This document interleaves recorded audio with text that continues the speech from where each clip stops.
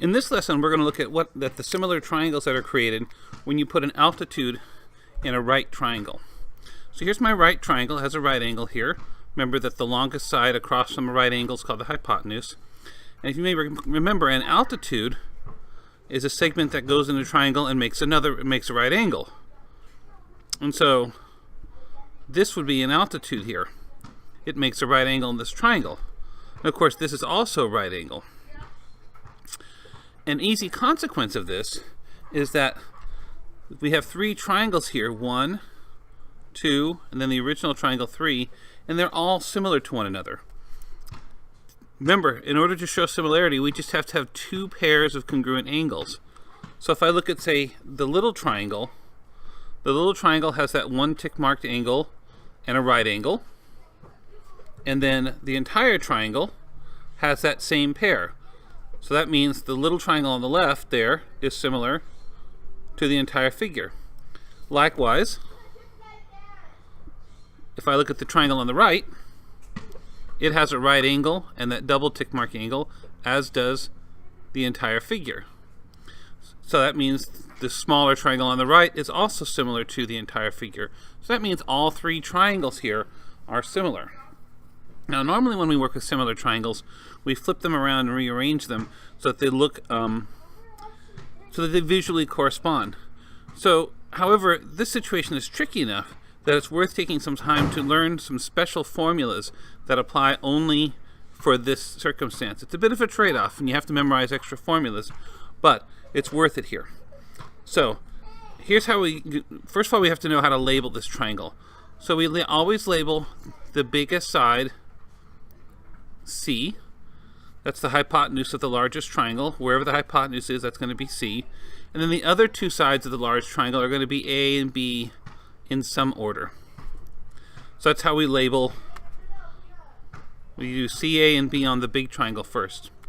Then we label this altitude with an H for height, because it's also known as a height when we're dealing with area later. So that's going to be H. Then there's two more lengths we need to know, which are this little length right here and this length here, that together make up C. So we're going to call this M and this N. Here the order matters because the M in our formulas has to be in the triangle that has A, and the N has to be in the triangle that has B. So that's important. You need to put the M in with the A and the N in here with the B. So this is the order that I would label the triangle if you need to put in the labels yourself. Of course, if the labels are already given to you, that's a non-issue. So what are the special formulas we need to know?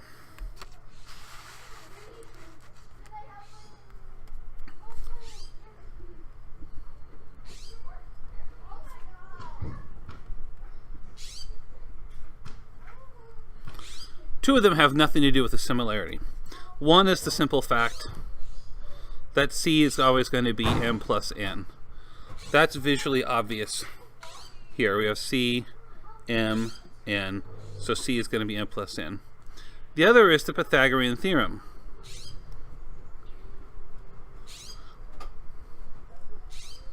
which we can use in three different ways here. We can go C squared is A squared plus B squared. There's the hypotenuse of the big triangle and then the other two sides. But we could also say A squared is M squared plus H squared. And we could say B squared is 8N squared plus H squared. I would not memorize these as special cases. I would just know how to use the Pythagorean theorem in each of these right triangles. The hypotenuse squared goes by itself. Then we have the other two sides squared and added up on the other side. The new formulas that come from the similarity, we're going to derive quickly here. And the way we're going to derive them is we're going to redraw these three triangles down here so that they visually correspond.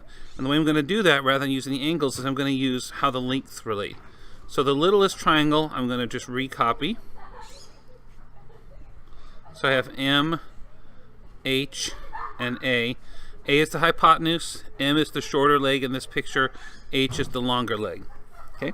Now the medium triangle, which is going to be the triangle on the right, it's a little bit bigger. Its shortest leg is H. So that's going to go down here. That's where the shortest leg goes. Its longer leg is N, and its hypotenuse is B.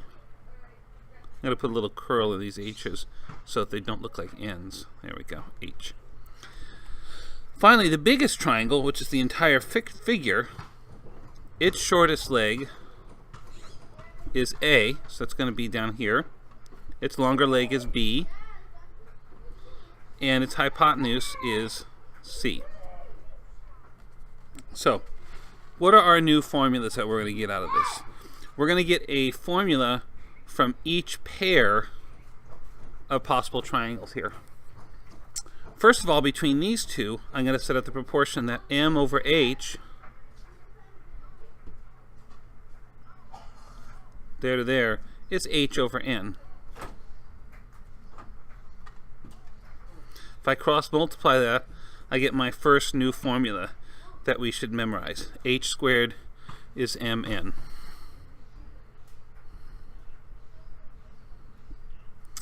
Next, I'm going to look at the first triangle and the third triangle, and I'm going to do M over A, this one to this one, and I'm going to go A to C.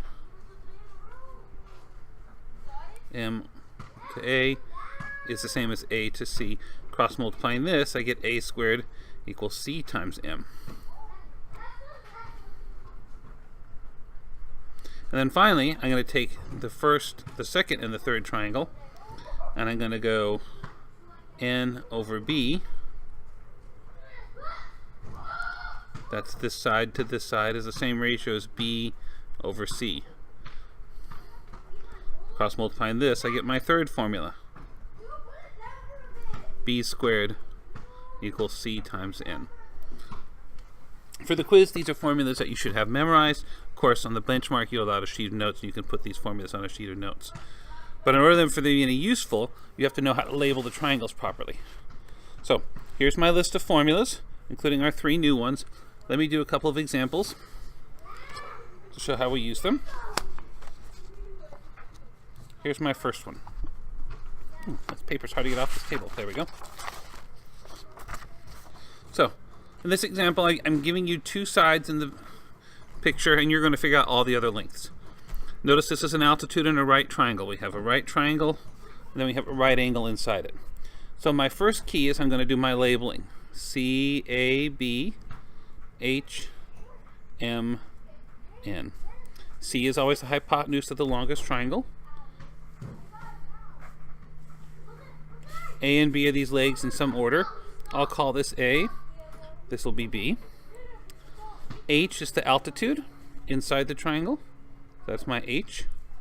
And then I put M and N in. Remember, M is in the triangle with A. N is in the triangle with B. So M, this length here, is in the triangle with A. B is with N. So there's my labeling. So I know A here 10 and M is 8. I could have called this B and this A, and that would have switched these 2 labels as well, but it wouldn't have changed my answers. All of the links would be the same. So now basically I'm going to just keep using these formulas over and over again, always choosing a formula where there's only one unknown. So if I have C and M, I could get N. This is the easiest formula to use. If I have 2 of these, I could get the third very quickly. If I have 2 sides of one of these right triangles, I could get the third using the Pythagorean Theorem. And there's many, many, many different paths toward getting all of the lengths here. So I'll use lots of different methods. So first of all, I have A and M. So my first thing I'm going to do is I'm going to say A squared is CM. This is one of my new formulas from the previous page. So I know A. I know M. So this tells me 100 equals 8C. So C is 100 divided by 8. So what is that? That is, Get out my calculator here.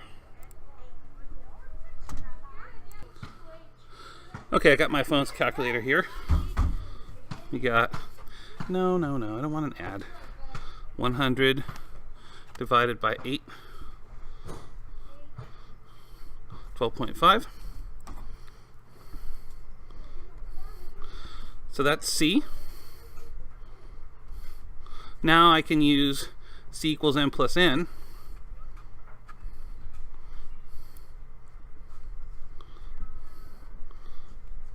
So n must be 4.5.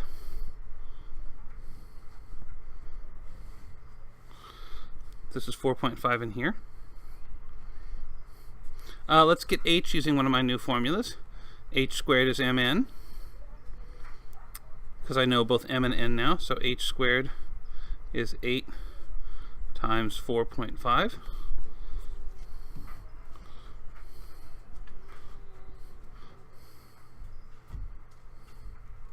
So h squared is 36. Oh, that's nice, because I can square root that exactly. H is 6. And then finally, I need b. So I'll use Pythagorean Theorem to get b. I could use the little triangle that b is a part of. So frustrating. I could use a little triangle that b is a part of down here. So b squared is 6 squared plus 4.5 squared.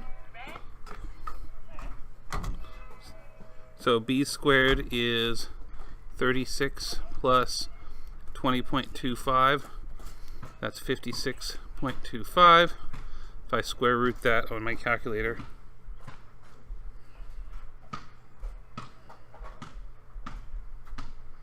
I get 7.5 exactly for b. And that's that problem. I figured out every length. One last example. This one, the numbers I don't think will work out so nicely. And so when you do these square roots, I usually round to the nearest hundredth or so, just to make sure there's no intermediate rounding errors. So here's my last example. So again, I need to start with the labeling. I'll do C, A, and B. C is always the hypotenuse of the longest side. You know, I shouldn't have written this 15 here. This should be in here on the inside and show that it's just this inside part. So this here is C. From there to there. Hypotenuse of the longest, of the biggest triangle. The other two legs are A and B in some order. Okay. Then H is this height. Sorry, I had to pause there for a second. Noisy child. Okay, so H is 12. And now I need to put an M and N.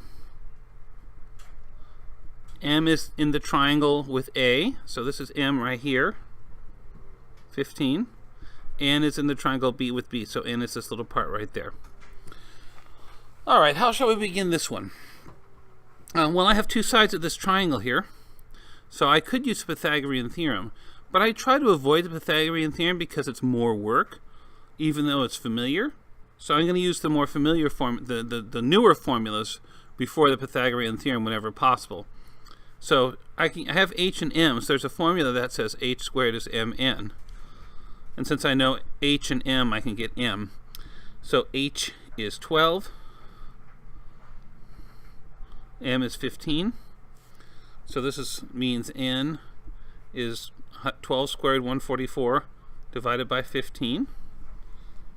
And what does my calculator say about that? 144 divided by 15.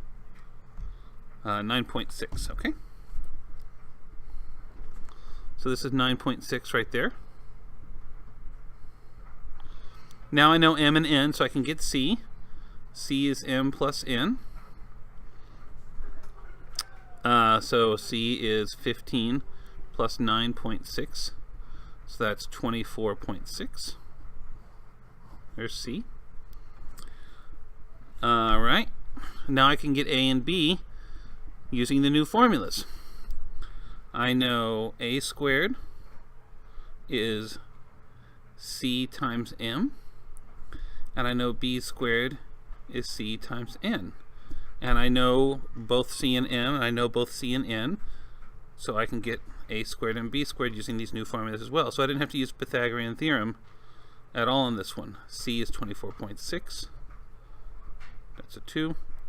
M is 15. Let's slide this up a little bit. There we go. So a squared, according to my calculator, is 369. So when I square root this, that's not a perfect square. And so I get a big long decimal.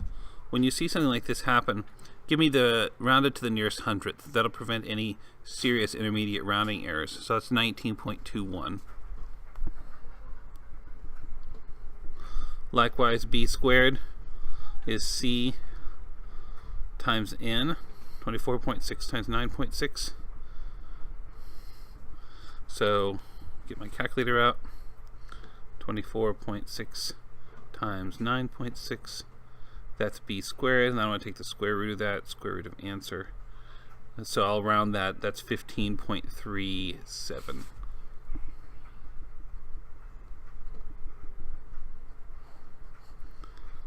This was 236.16. And that's that.